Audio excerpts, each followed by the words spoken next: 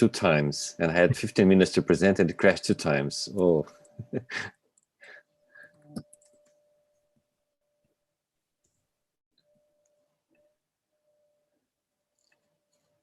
So I have a few slides. Will we be able to share our screens or? Yeah. Okay. Yeah. I guess if you're not on the Mac, or if you are on a Mac and you know how I'm to on the do it. Mac. Yeah. Try to share it now, Joanna. Okay. Usually it's not a problem, but I had that problem sometime before. I had to go on the. All the times. See what happens. Vou colocar o Thiago agora como I have a few anfitrião. slides. Will we be able to share our screens or? Yeah. Can you see can you see? Okay, Lucas, I'm waiting you. Yes, Joanne. Okay. I'm getting feedback, you guys, like crazy feedback. Yeah, there's some microphones. Voices from the past. Lucas, would you like to stay with like a co-host or not? Quer ficar como co-host, Lucas? No. Tá. The panelists as co-hosts, the presenters as co-hosts. Okay, thank you. Thank you, Thiago. Have a good presentation. Yeah, someone is with YouTube open, so we're listening with the delay. Oh. We can, yeah. Maybe it's either Thiago or Lucas. They're following on YouTube as well, and we can see our voices from the past on YouTube. Well, maybe put it on. Will it help if they put it on mute? Yes. I think it's Sala M2 Fia. I don't know who that is, but when they're Yeah, on, isn't here.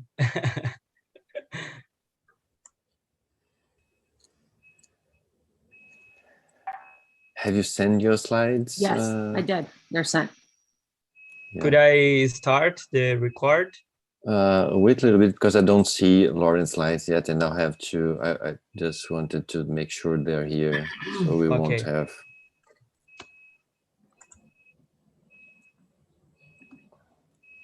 Oh yes, now they're here. Let me just download it and open.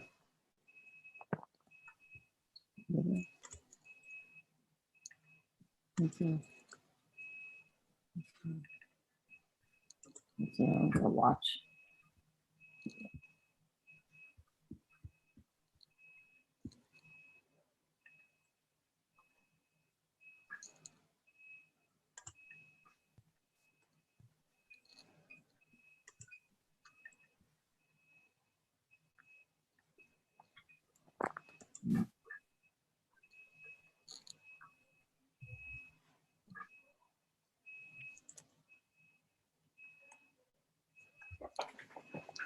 Yeah, I guess we can start. Are you all ready? Seth, Doug, Joanna, Marcos? Yeah, I have my slides here. Okay, we can start. I put everybody like a co-host. Okay.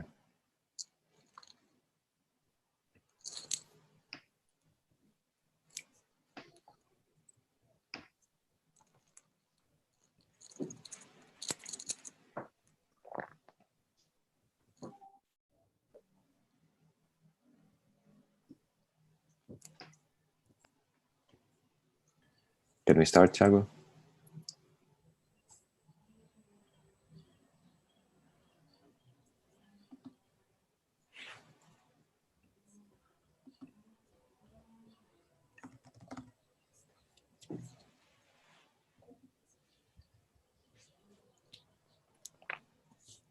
Yes, so you can start when you want.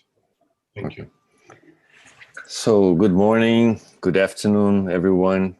It's a pleasure to be here with you to share this panel on the University Blockchain Research Initiative. I'm Antonio Saraiva from the University of São Paulo, and I coordinate the University Blockchain Research Initiative here at USP in Brazil.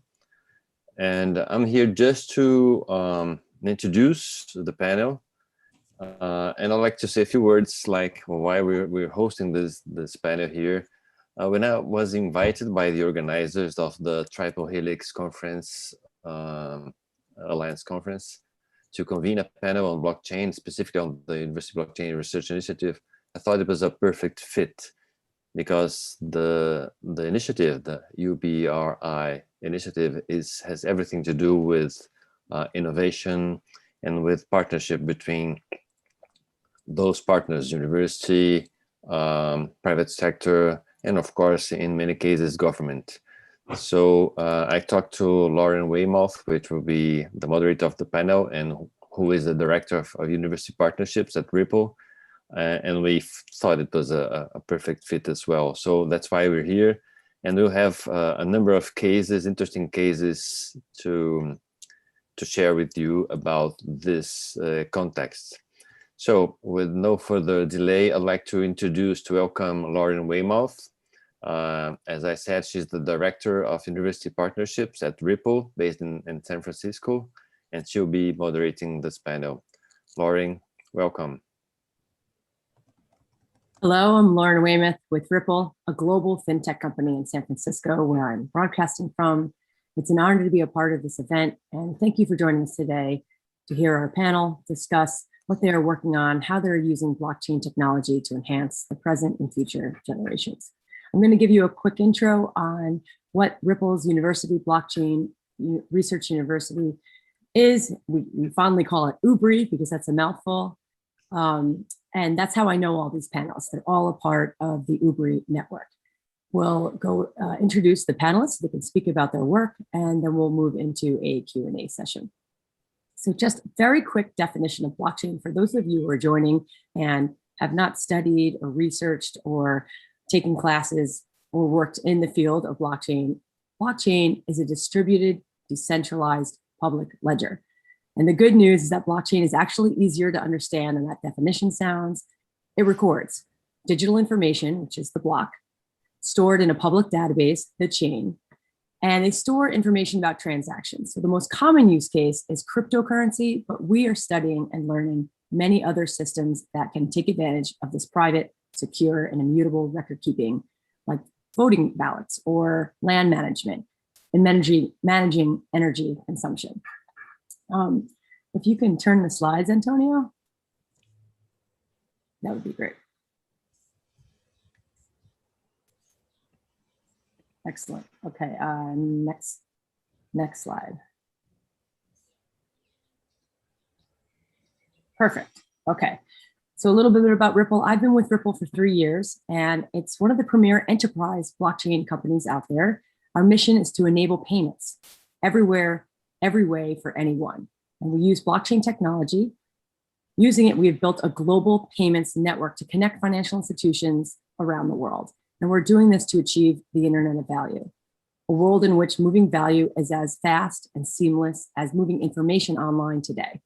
If any of you have ever tried to send money cross borders or maybe send money to a family member overseas, you probably use the old SWIFT system with your bank, which typically takes 3 to 5 days. Sometimes your bank charges you fees, like in US denominations, $20 to $30, and you're not quite sure when that person receives it.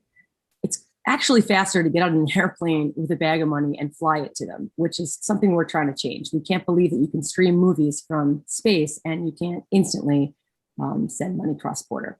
Now, there's a lot of hype in the industry, kind of a disruptive tone, bad boy vibe, but we are not trying to get rid of anyone here. We are working hand in hand with the banks, with the regulators, believing on the strengths and innovations that already exist and trying to improve upon them for financial services today.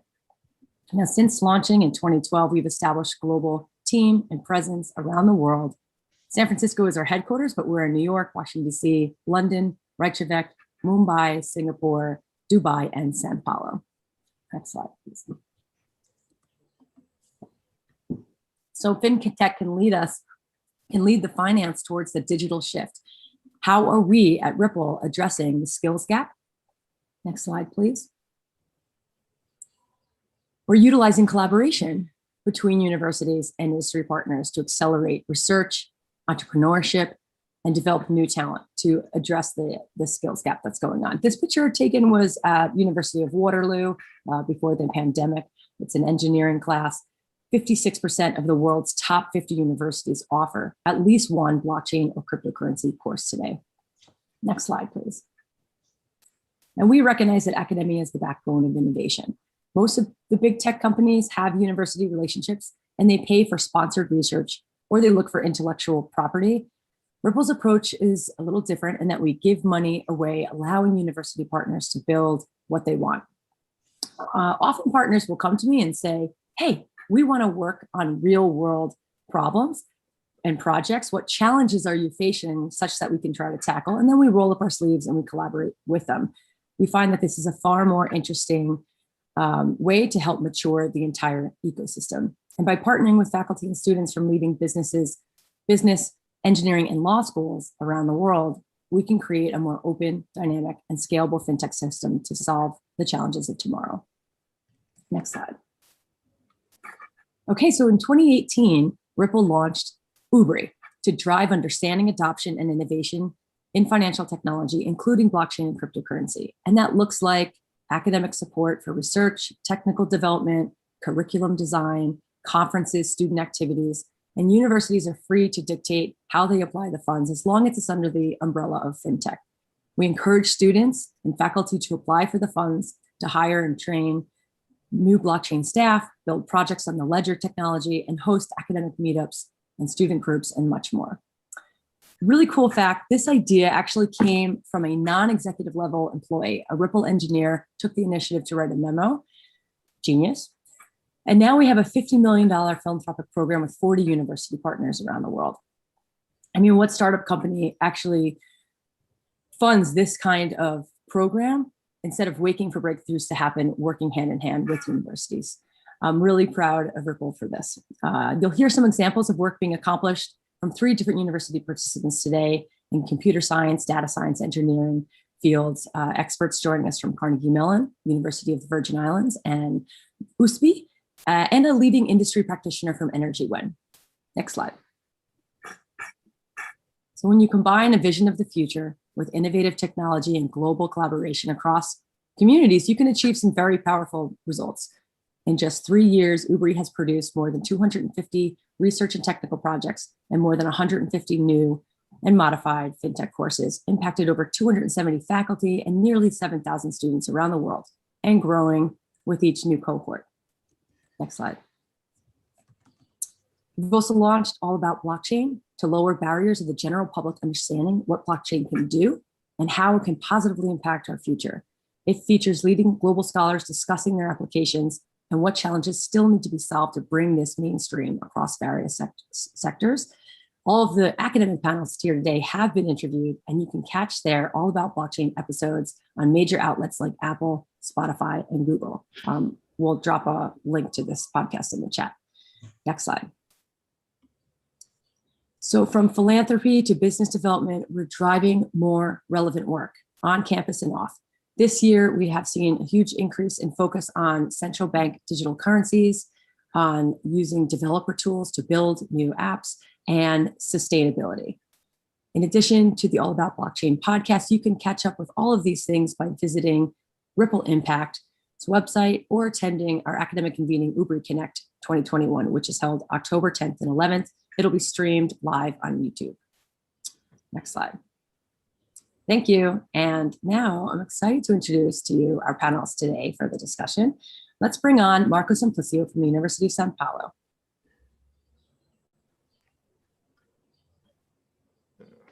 Hello, good morning, afternoon, or evening, we never know. When doing this, I will share my screen here with the presentation. It's a quick one, it's just one slide, mainly to that illustrates the initiative we are doing. It's called Amazon Biobank, which is part of this Amazon 4.0 initiative. So in summary, if I can give a huge summary of it, this figure just shows it all. The basic idea, I mean, the goal of the biobank project is to promote the sustainable development of the Amazon region by leveraging one of its most valuable and not always the most valued asset, which is the biodiversity found in the rainforest, not only in Brazil, but the whole rainforest. The project is actually part of this larger initiative called Amazon 4.0. That's why I mentioned it at first, which is led by the brothers Carlos and Ismael Nobri, who are biologists and climatologists. And this broader initiative, it seeks for manners to provide a third economical venue to the Amazon region, meaning that it promotes activities that are not based on the current economical venues that are only sustainable but low tech and low profit activities like extraction of fruits and selling them in natura, I mean, without any processing, nor the most destructive activities we have been seeing intensified in the last few years, like mining and wood extraction. So the later activities, they do generate more profit than the first ones. But well, since there is a clear demand for wood and gold worldwide, but given that this promotes deforestation and the profit generated actually does not stay in the Amazon region, this activity can be defined as killing a golden goose, a modern way of doing so. In particular, because it impacts the forest's ability to generate rain, which is one of its main indirect benefits and an essential asset for the Brazilian agribusiness, which is one of the main activities in the country. It's simply not a smart economic strategy besides going against any good practice for avoiding climate change. So what do we want to do? How do we change that scenario using biodiversity? I mean, how to promote an economy based on such an abstract concept like biodiversity.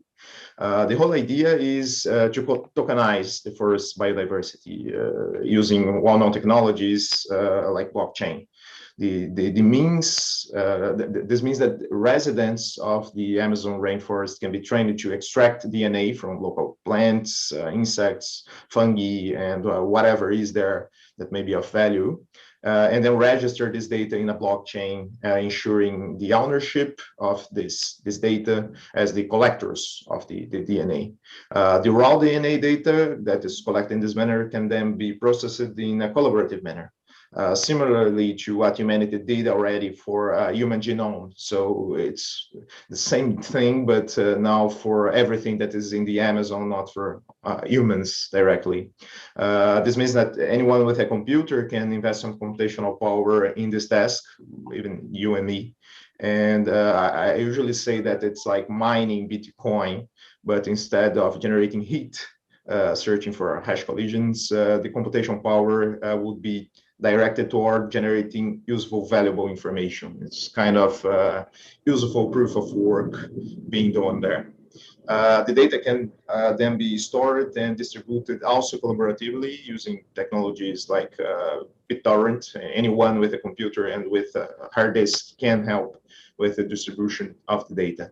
Well, with this platform in place, someone can buy this DNA data and the whole chain of collaborators is remunerated, including those that collected this data, those that processed it, and those that distributed the data using BitTorrent. You see, DNA data is valuable for academic research, in particular in fields like biology, chemistry, pharmaceuticals, and food engineering, for example. And also there is a growing biotech industry in the world that can use this DNA data for creating new products. So whenever this happens, a novel product is generated from this data, like drugs or cosmetics, the profits generated then could generate royalties for the biobank participants according to some smart contracts that would also be registered in the blockchain together with the DNA data. A concrete example that I usually cite is a research from 2018 when some Brazilian researchers discovered some microorganisms from the Amazon forests that produce some enzyme that can increase the production of biofuel based on sugarcane by 50%. So it's interesting for the biofuel industry. And there's another example that is interesting, that is the ukuruba tree, which was usually employed for the not so valuable purpose of creating broomsticks, and until some researchers discovered that its seeds can be used as a powerful moisturizer for the cosmetics industry. So those are a few examples of the potential of the biobanking, generating richness, new products, and the things we want to promote for a more sustainable economy. That's basically it for explaining how things go. This is the team that works on the project. There's a technical engineering team, which I lead together with Professor Teresa from University of São Paulo. There are also biologists working with us, economists, and people from the law department trying to build this whole thing in place. So that's it. Thank you for listening. And Lauren, with you. Thank you, Marcus. You can really hear how many people, how many stakeholders benefit from your project, from local community to corporations to the planet. Thank you so much for sharing that. Next, we're going to bring on Joanne Luciano from the University of Virgin Islands.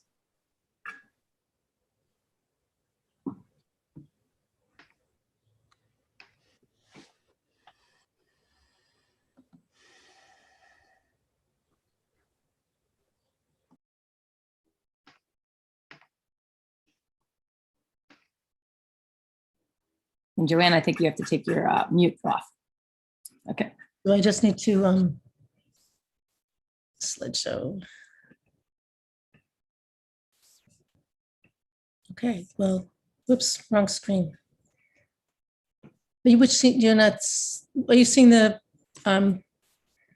presenter view, or Maybe you can go up to the upper left and swap displays. yeah, sorry about that. No problem.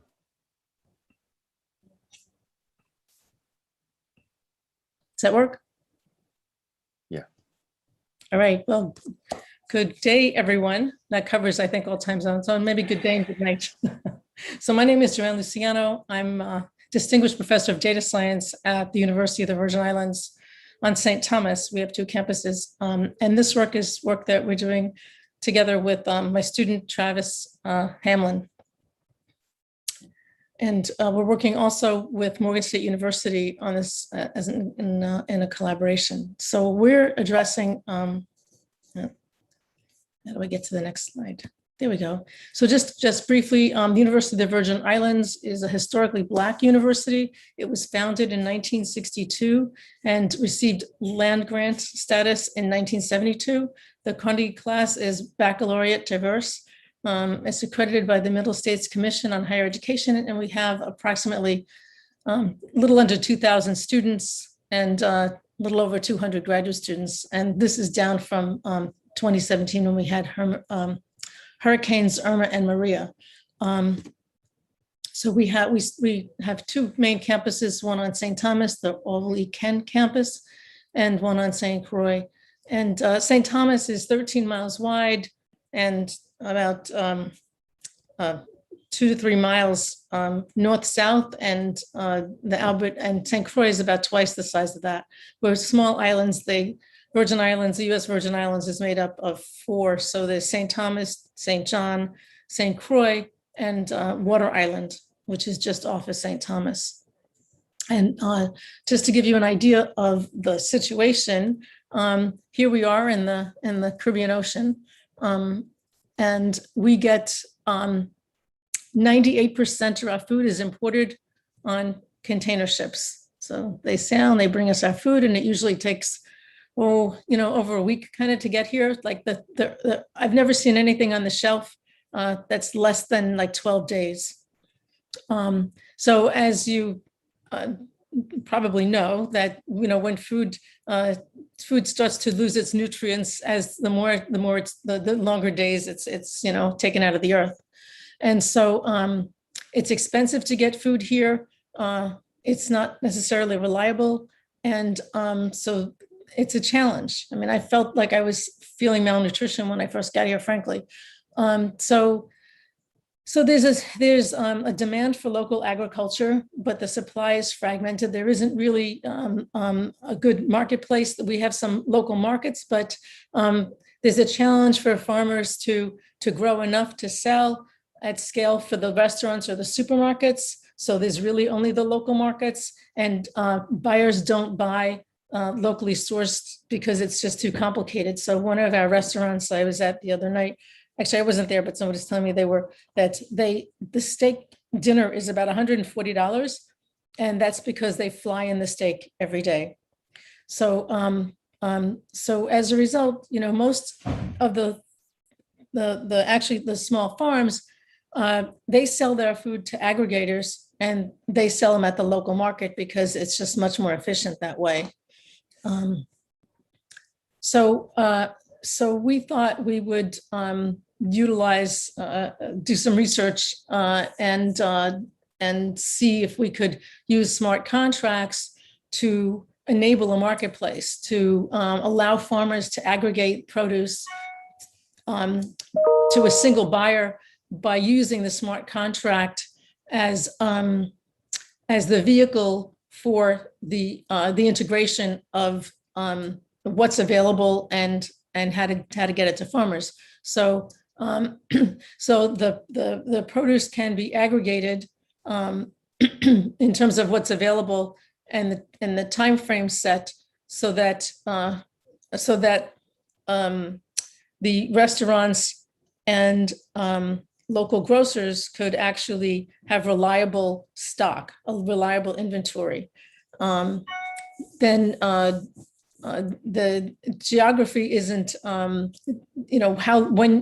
transporting things, it's produce and you have to transport in a short amount of time. It's not, these aren't big islands, but delivery and or pickup has to be part of the equation as well. And then we envisioned that we would have cash payments initially, or PayPal or Venmo or something like this. So we're in the process of doing we spec'd out a prototype, and we're in the process of doing the research this summer to create focus groups and talk with the local farmers and the restaurant owners and sort of see where they are with the market. But the benefit, of course, would be, we'd have healthier and more nutritious produce if we could grow it and distribute it locally.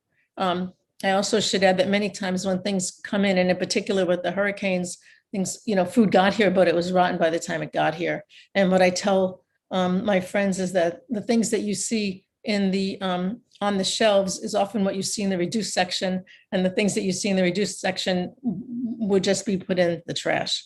And of course, also, if it's locally sourced and distributed, then it's much more environmentally responsible.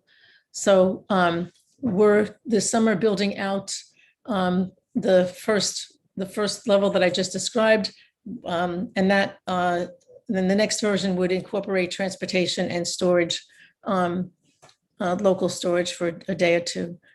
And we hope that the effectiveness of this marketplace for the farming community will increase the production of and encourage more local farming, so that even if someone is growing something in pots or a small scale, they could be able to sell it because it can be aggregated automatically, and that the farming practices can also reflect the demand in the marketplace.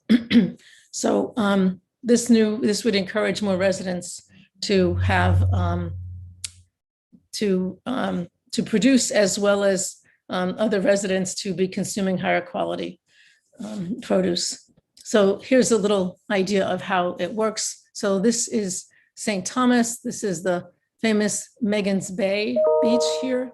And the black dots are example farmers and where their locations are on the island.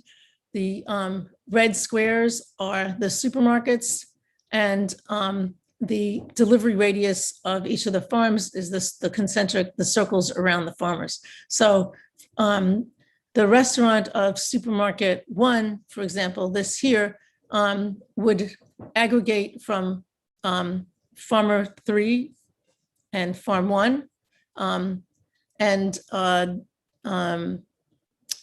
Farmer 4 would receive, is in the delivery radius of, I mean, Supermarket 3 is in the delivery radius of Farm 4. Supermarket 1 would get from Farm 1 and Farm 3, and nothing would, Farmer at location 2 would not be able to supply any locations because it's outside of their delivery radius. I think that's the brief summary of our work here in the Virgin Islands. Thank you so much, Joanne. And now we'd like to hear from Seth Goldstein. Seth. Thank you very much, Lauren. Thank you for having me here. I want to talk about an initiative that received its initial funding from Ripple and UBRI. Thank you very much. Our goal is to increase access to capital for everyone and use the process of raising capital to create community currencies from the bottom up, which should increase liquidity and value in neighborhoods and communities and encourage economic activity and reduce bias. So Main Street banks, at least in the United States, I don't know about Brazil, for example, are lending less and less to small and medium-sized enterprises, mostly because community banks are closing at a rapid rate, and small and medium-sized enterprises really need capital, but they don't have the relationships with their bankers to be able to borrow. And the other big problem in communities right now is that big box companies are draining money from the community. So you think of Amazon, not the forest, but the company. And if you buy $100 worth of goods, the community only gets $1. If you go to a brick and mortar chain store in your neighborhood, then the community only keeps $14. But if we can encourage people to buy from locally owned stores, then when you spend $100 there, you get to keep 68 of it in your community, which really is good for the community. So Zoos is aimed at allowing people to turn their reputation and trust in their community and essentially turn that into money. So you can think of this as a sort of, there are three stakeholders here. There are the merchants trying to raise money, there are consumers who want to shop at the merchants, and then there's the community as a whole. So the merchants raise money by essentially issuing digital assets. That's the way we would talk about it in the distributed ledger community, but you can think of them as digital gift cards in exchange for fiat currency, or in the United States, at least US dollars. They do that because the customers want to support their merchants, and they are also going to get some, let's say, discount in that process. The consumers use those digital gift cards to go and purchase goods and services at the merchants later on, or potentially they go and use them at another merchant on the network. That's the really key part. And it's because the distributed ledger publishes all the transactions between each two parties that we can essentially create a digital small town and turn this capital raise into a community currency. So let me show you how this works very simply. Let's say Blake's Bakery wants to expand or buy a new oven or something, and they want to raise, $5,000 for this. So they sell Blake's Bakery Zoos. That's what we call these digital gift cards. And Amari comes to the store and buys, let's say, $20 worth of Blake's Bakery Zoos. This ends up on her phone, in her wallet. Later on, she can go to Blake's Bakery and buy a cup of coffee for it. Okay, so that's just like a traditional gift card. But because all of the transactions are published on the ledger, Amari could also go to Dakota's hardware store and use the Blake's Bakery Zoos to buy, let's say, a hammer. Now, why does Dakota's hardware store take Blake's Bakery Zoos? Well, Dakota knows that lots of people take Blake's Bakery Zoos, and so Dakota's willing to do that. And this is essentially what makes modern money work, not just zoos here, but any money. You believe that someone else will take it. So you're probably okay with taking your friend's IOU. The question is will someone else take it from you? And by using the ledger, we can publish all these transactions and essentially create a trusted system where people take each other's digital gift cards or zoos. And this doesn't just let Blake's Bakery raise money. It essentially increases the value that the community has, because Blake got $20 and Dakota's got $20 worth of zoos. So now the community has $40 worth of value. We are essentially trying to build trust in the communities, and that trust creates this digital small town, which essentially allows all these different zoos to create a local currency that now creates more liquidity in the community. The protocol was designed at Carnegie Mellon, and I'm happy to talk with people later on about this. If you have any questions, please go to zooslab.com. And I want to thank Lauren and Ripple again for helping us get this project off the ground. Thank you. Thanks so much, Seth, for sharing that with us. And our final panelist, Doug Miller.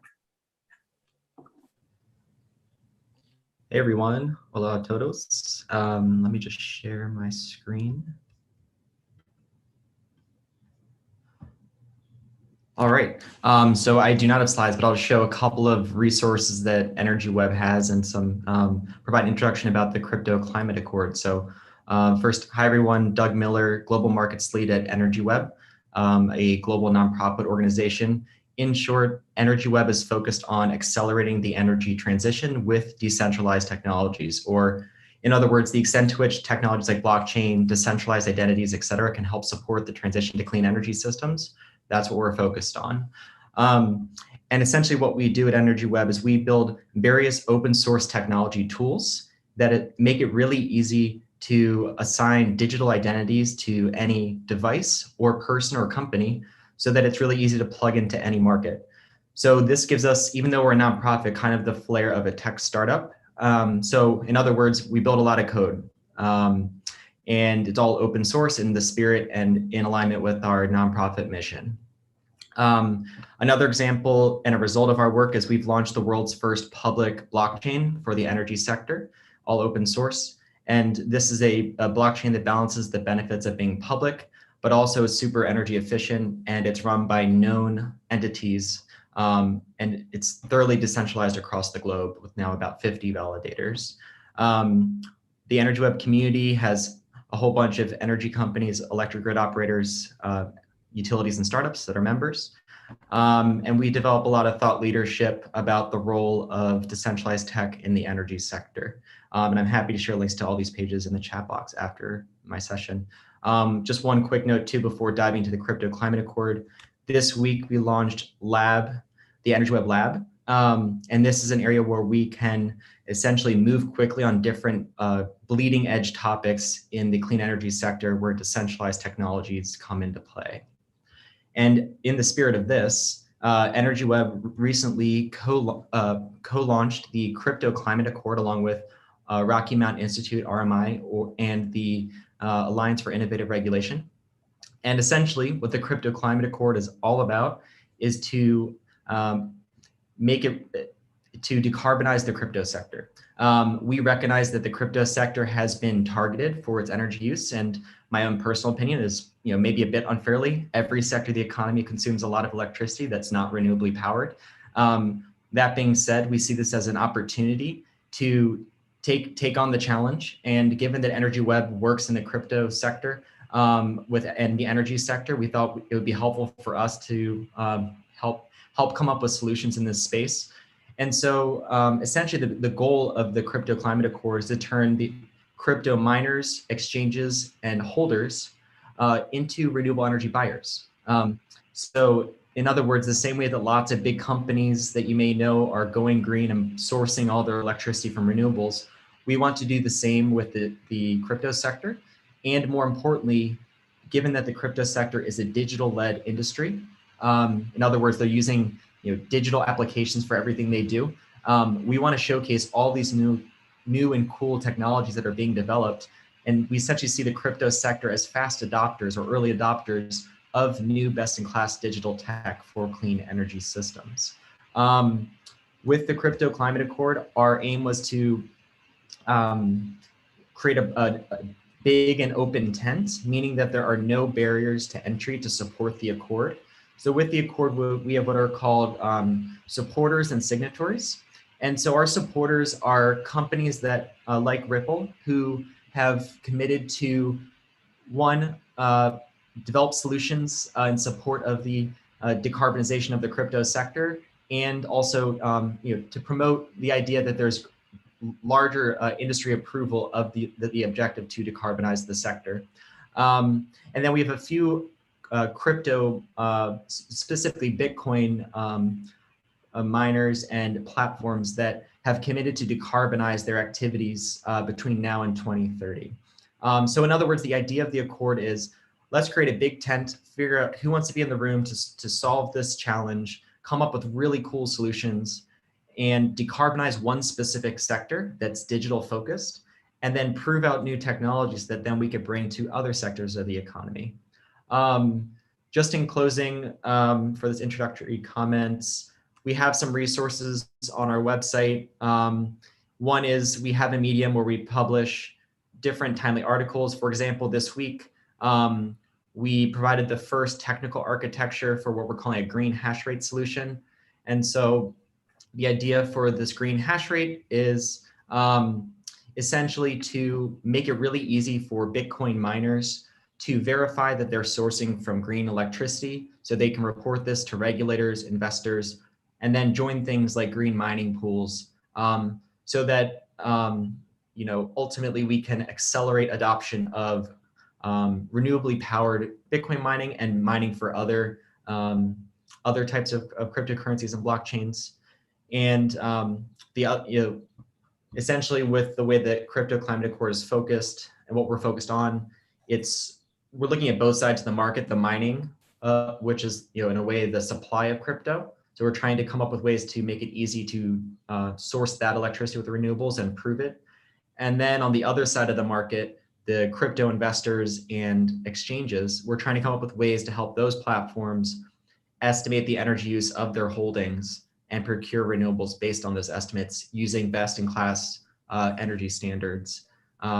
With that, I'll stop there. I want to allow for time for discussion during this panel, but thanks for the time and the opportunity to present. Thanks, Doug. And actually, EnergyWeb is looking for university partner research, sustainability, and crypto. So for other schools out there that are looking for hot topics, definitely get in touch with Doug. And Ripple worked alongside with EnergyWeb to join the Climate Crypto Accord. So thank you so much for explaining to our audience what it is. I'll just start right off with you, Doug, because you're in the hot seat. Big picture, crypto represents only a small, albeit growing, percentage of global electricity use. Will these solutions being built that support the CCA's role help other industries to decarbonize? Yeah, so I already kind of alluded to this point, but absolutely. So just using the two examples I brought up before. So with this one solution where we're looking to make it easy for let's say a Bitcoin miner in Canada or in Norway or in Brazil to prove that they're renewably powered. We're working to build software that can be installed at the facility itself that can essentially link its energy meter with then its purchase of renewable energy certificates, or if they're getting their renewable electricity through another arrangement, linking those two together, submitting the proof on a blockchain, and then ultimately giving proof to investors and regulators that they're renewably powered. In the end, when you really think about it, this is just a building with some devices. It's no different than a data center, a factory, office building. And so we could envision this solution with some tweaking when we put it together. It could be applied to any real energy, large energy end user. So again, this point of we're taking the crypto sector as a test bed to try all these new digital solutions, but EnergyWeb's focus more widely not just on the crypto sector, but on all parts of the economy. The other example is looking at crypto exchanges and investors. They are trying to figure out, okay, if I have X Bitcoin, Y Ether, X amount of XRP, what is the energy consumption associated with my holdings? And then what do I need to buy? So we're working with a couple of exchanges to help them not just determine the number, but more importantly, come up with a way to purchase verified renewables in a digitized way, deliver proof to their customers or their stakeholders and shareholders that they are sourcing electricity from their holdings with renewables. Again, this is no different than a company or some other institution that wants to find and buy renewables. We're just trying these new digital solutions for this renewable sourcing for crypto buyers, essentially. But this could very well be any other electricity end user who wants to source from renewables. Thank you, Doug. And turning over to Joanne. Joanne, we understand that you're spearheading this research, a lot of great research and innovation with smart contracts through the University of Virgin Islands. Why is this research important to the region and specifically the Virgin Islands?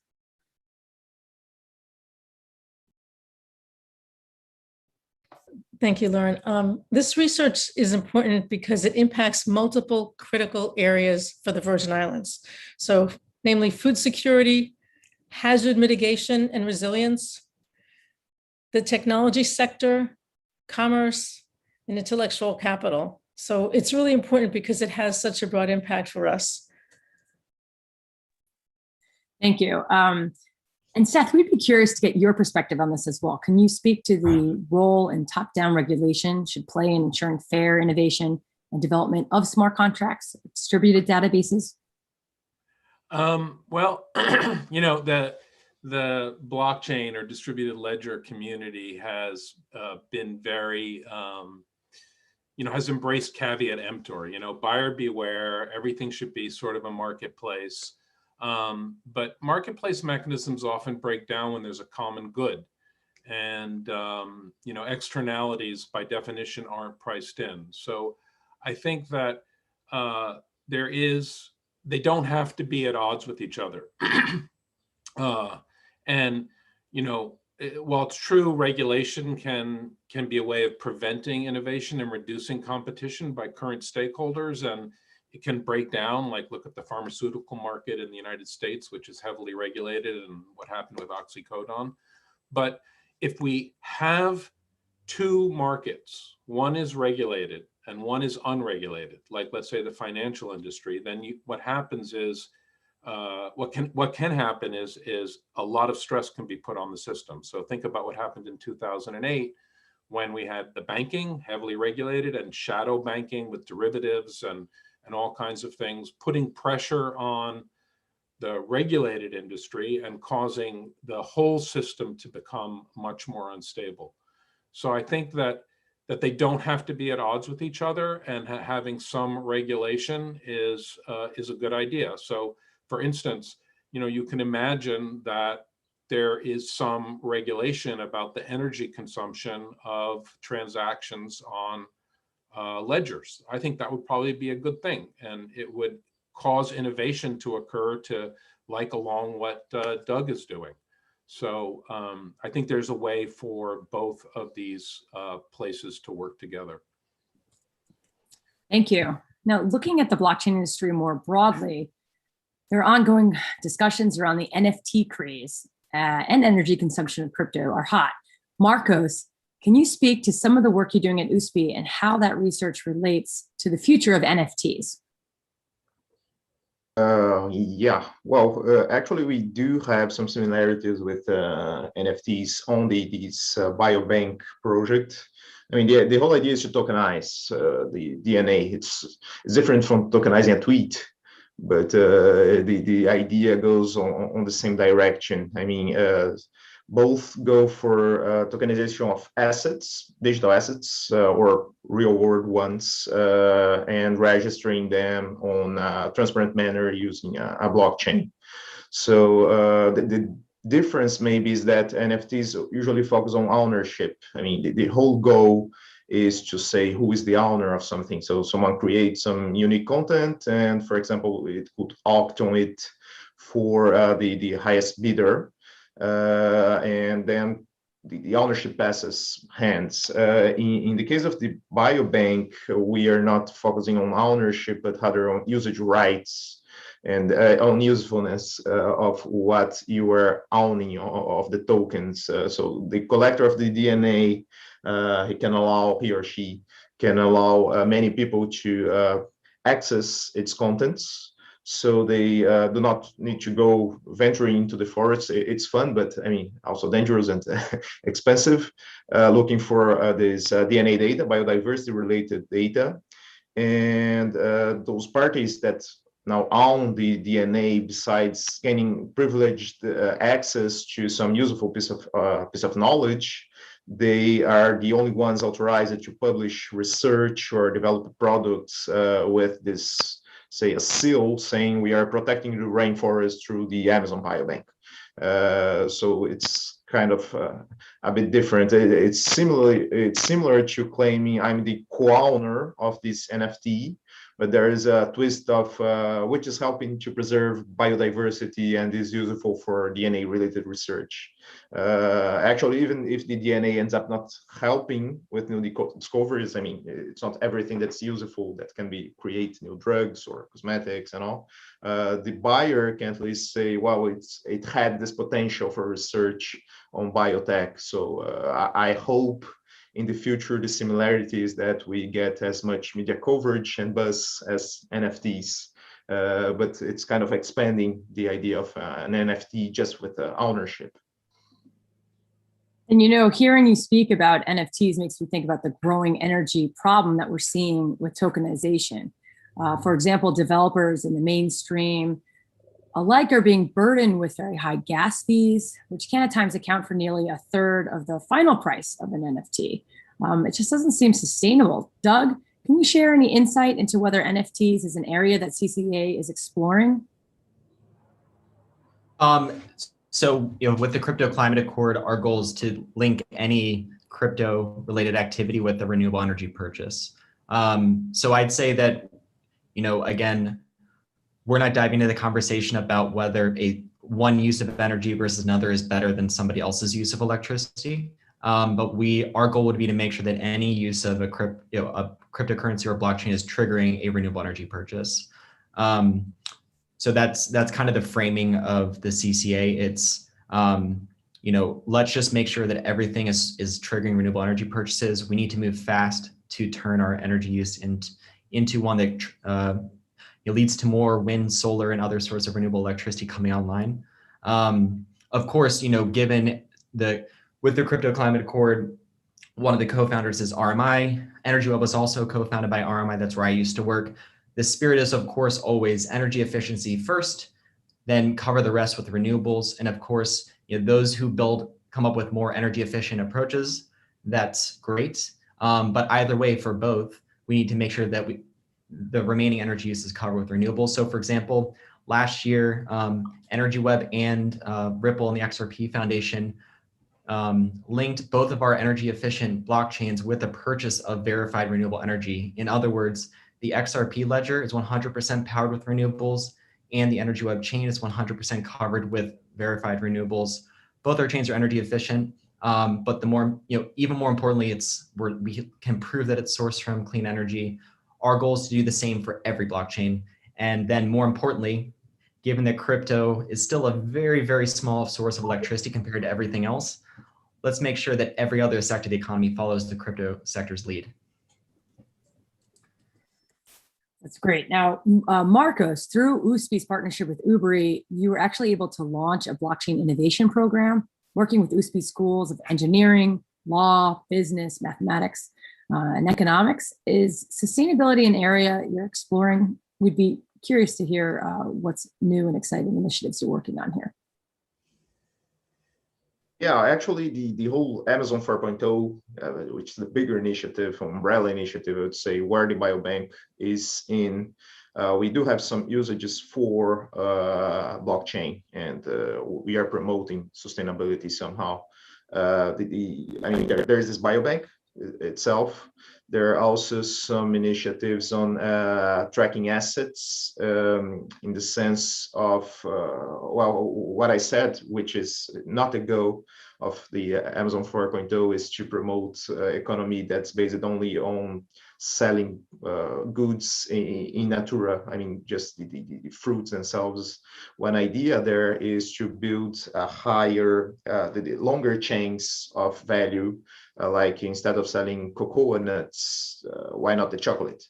And the whole, I mean, one goal of this kind of initiative is that, okay, but how can we have some confidence, not certainty, but confidence that that came from the Amazon region, that it's actually helping to develop the economy locally. It's not someone just selling cocoa from anywhere else.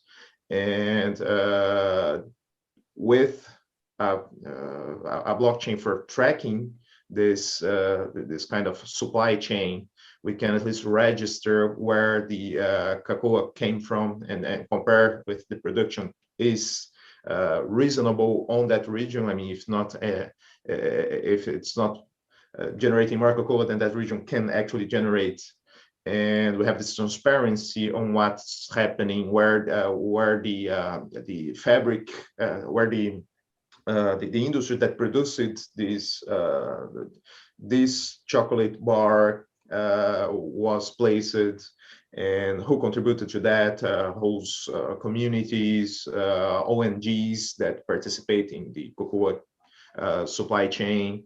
And there is a promotion on that side too. I mean, for supply chain coverage with blockchain for transparency purposes. Thank you, Marcus. We're almost at time, but I want to leave a final thought for our panelists. While transparency, trust, traceability are often touted as significant advantages of blockchain applications, they can also challenge our notions of privacy and our desire for anonymity. In your opinion, what is the trade-off? Seth, let's start with you. Look, I think there's a tension between the desire for privacy and the ability to be anonymous, and the transparency and trust that we all sort of want to get out of these, various distributed ledgers. So like take the energy web. We're told that like XRP is using 100% renewables. Well, that means that we've got to track back to all those energy sources and actually have non-anonymous, non-private entries on some ledger somewhere.